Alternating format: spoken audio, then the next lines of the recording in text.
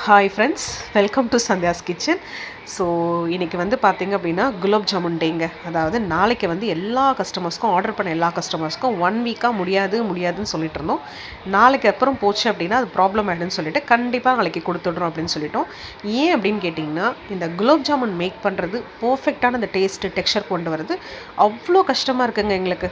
Last time gulab jamun பண்ணிவிட்டு எல்லா கஸ்டமர்ஸும் ரிப்பீட்டடாக ஆர்டர் கொடுத்தாங்க குலோப் ஜாமுன். ஸோ அதை வந்து என்ன நல்ல விஷயம், ஆர்டர்ஸ் கண்டினியூஸாக வந்துட்டுருக்கு. அதே சமயம் அதை செய்கிறது பர்ஃபெக்டான இந்த டேஸ்ட்டில் கொண்டு வரது அவ்வளோ ஒரு கஷ்டமான வேலையாக இருக்குங்க.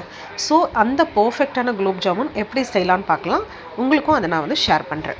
ஸோ அது வந்து பார்த்திங்கன்னா, நான் இன்றைக்கி அன்ஸ்வீட்டன் கோவா 200 கிராம் எடுத்துக்கிட்டேன். And then 50 gram Naga maida, ஒரே ஒரு pinch of salt, 200 gram MTR gulab jamun mix. நீங்கள் மிக்ஸ் இல்லாமல் கூட செய்யலாங்க, வெறும் கோவாவும் மைதாவும் வச்சு கூட செய்யலாம், பர்ஃபெக்டாக வரும்.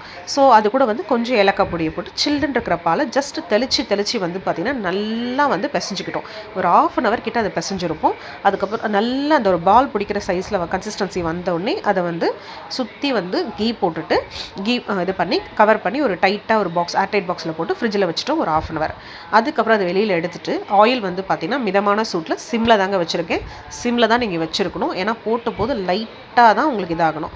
ஸோ இது மாதிரி சின்ன சைஸ் பாலாக அதை பிடிச்சிட்டு ரொம்ப சின்ன சைஸாக பண்ணுங்கள். ஏன் அப்படின்னா, நீங்கள் எண்ணெயில் போட்டதுக்கப்புறமே சைஸ் பெருசாகும்.